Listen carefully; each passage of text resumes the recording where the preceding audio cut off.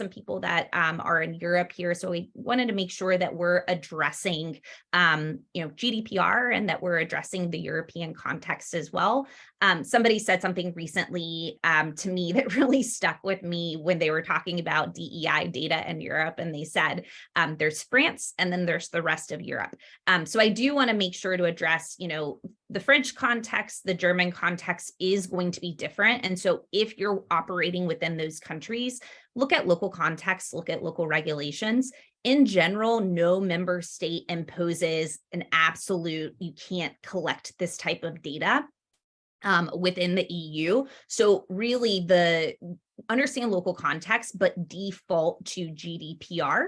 And with GDPR, I know I used the term PII earlier in the presentation. That's personally identifiable information. So the key things to know here is look at data from an aggregate and an anonymized level. You're never looking at an individual's information like Noelle's information. You're looking at trends across groupings.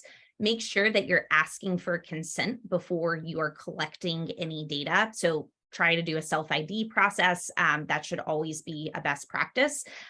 Really understand your local data collection and data transfer best practices. So talk to your lawyers, talk to your legal teams. We are not lawyers. We really want to emphasize that. We just want to give you a place to start and go and explore.